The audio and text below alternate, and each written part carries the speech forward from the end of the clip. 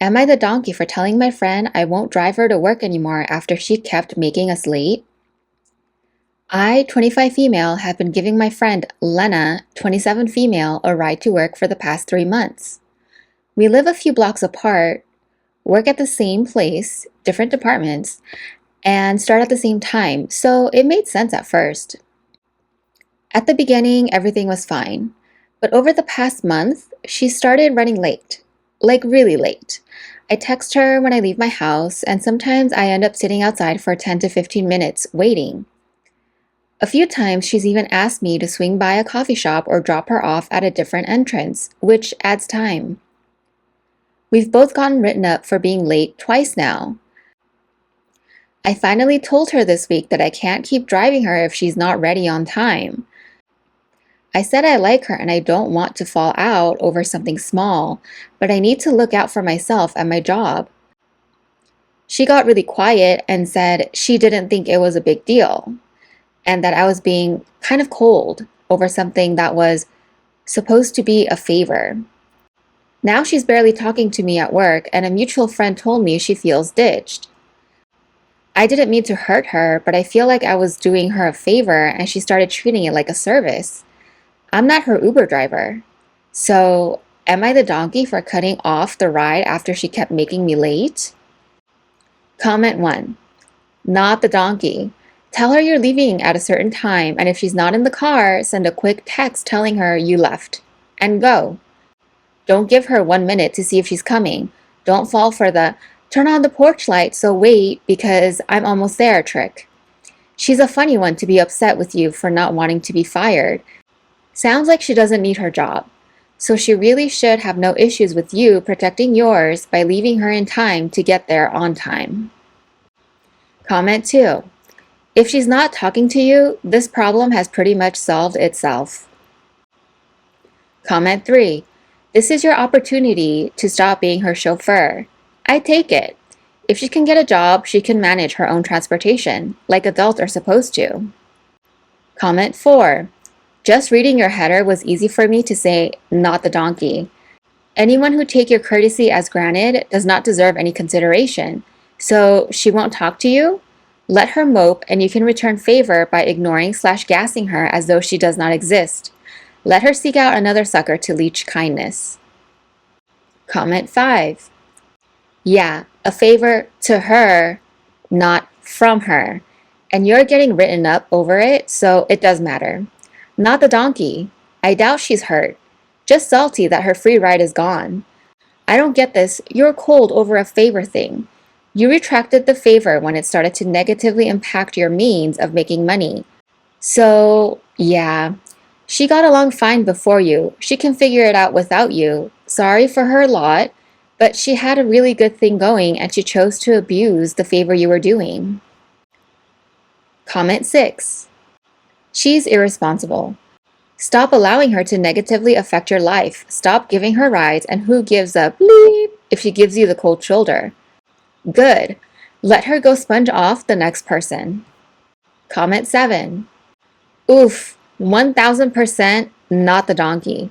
It's Lena's world and we're just living in it, is what it sounds like. If you still want to drive her, tell her the time you'll be there and she needs to be outside waiting for you before that. Not you calling her to get out or anything. And when that time passes, you're gone. But she sounds like she's one to start drama and play the victim for anything. So it's probably best if she finds alternative ways to get to work. That way, you won't have to deal with any stories she'll come up with and make you look bad. I'm willing to bet she doesn't even contribute to gas money. Buys you a coffee every day as a thanks? No? Right. And OP writes, haha, yeah, it was definitely starting to feel like Lena time was the only time that mattered. And no gas money or coffee. It really was just me doing a favor. I think you're right. It's probably better for both of us to just go our separate ways, ride-wise. Comment 8. You are the donkey. You should be her personal chauffeur forever. Make sure you always pay for gas and never even suggest sharing the gas bill. Even if you both get fired for arriving late, you should still drive her to her new workplace. Also, it is very rude of you not to bring her a nice hot cup of coffee when you pick her up. Story 2. Am I the donkey for leaving my sister-in-law's house after she invited me over to not be alone, but just wanted free childcare? I, 25 female, had to put my cat down unexpectedly, and it has completely shattered me. He wasn't just a pet.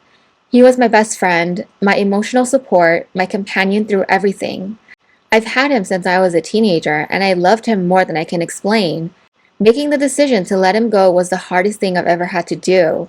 I held him in my arms at the vet while he passed, and I genuinely don't know how I made it home after. I cried all night. I didn't sleep. I didn't eat. I took the next day off work because I couldn't even function. I was in absolute pieces. That day, my sister-in-law called and said she didn't want me to be alone and invited me to come over. I was hesitant, but also grateful that someone seemed to care. I thought I'd be able to just sit quietly, cry a little, maybe talk about him if I needed to, basically just exist around someone so I wasn't drowning by myself. But the moment I got there, it was clear that not being alone actually meant helping her with her kids. We immediately left to pick them up from school. Her son didn't want to get off the jungle gym, and when I just stood there, sister-in-law got annoyed that I wasn't physically removing him, even though I could barely stand upright without crying. Back at her place, she told her son I would help him with homework while she made dinner. I tried to gently bring up my cat once or twice. I honestly just needed to talk about him, and each time she cut me off with, "You're just having a moment," or said we didn't need to dwell. I felt completely dismissed. Then her son needed help in the bathroom, and she asked me to do it. I don't know if she realized, but I'd been crying on and off the entire time I was there. I hadn't been able to think straight since yesterday. I wasn't even sure why I agreed to come, and now I was being asked to play babysitter while grieving the most traumatic loss I've ever experienced. At that point, I just stood up and left. I didn't say much. I didn't trust myself not to sob or scream. I just got in my car and went home.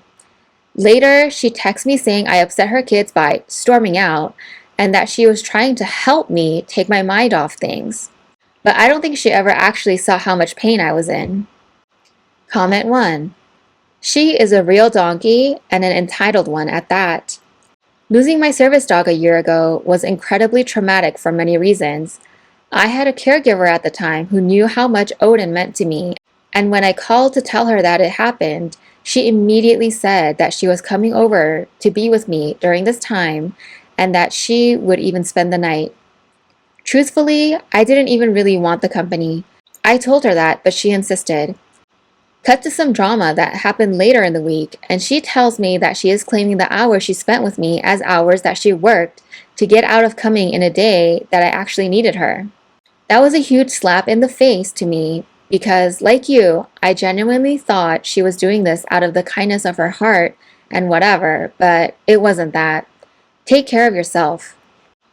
Comment 2. I'm sorry for your loss, not the donkey. Clearly, your sister-in-law is selfish and unempathetic. In the future, you'll know that any act that looks like kindness from her is largely self-serving. Take all the time you need to grieve and perhaps look for some pet grief support groups online. Comment 3. Your sister-in-law seems like she spent some time perfecting her manipulation craft. Like she was really smooth about the whole thing. I like the part where she pretended that her kids were upset by you leaving. What kind of monster upsets an innocent child? How could you do that? I'm being very sarcastic here. Sorry, she sounds awful. And I'm sorry about your cat. My dog is 17 and I've been telling myself that love means doing what we have to when the time comes. Even thinking about it hurts. I can't imagine having to process all that you are when it was so sudden and unexpected. I'm so sorry for the loss of your furry soulmate. Comment 4. I lost my dog recently as well. They are so much more than pets, and there are people who do not understand that. People also grieve differently as well. Your sister may have honestly thought she was doing something good for you, that dealing with children would occupy your mind, but that may be what she needs when she grieves. It doesn't mean it's what you need. So I'd say not the donkey. Your sister was insensitive and unobservant. But I do not think you are wrong to take yourself out of the situation.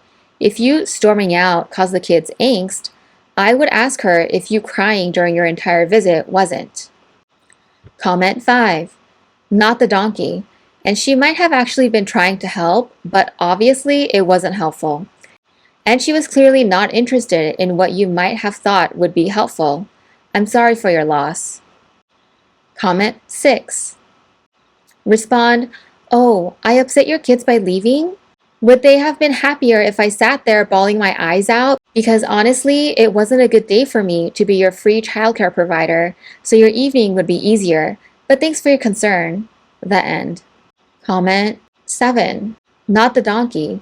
Lost my soul cat last year. Sending you lots of hugs. Comment 8. She may have had good intentions, but went about it all wrong. So sorry for your loss. Not the donkey. Comment 9. I am very sorry for your loss and your insensitive sister-in-law being a donkey. Thanks for tuning in, and I will see you next time. Bye!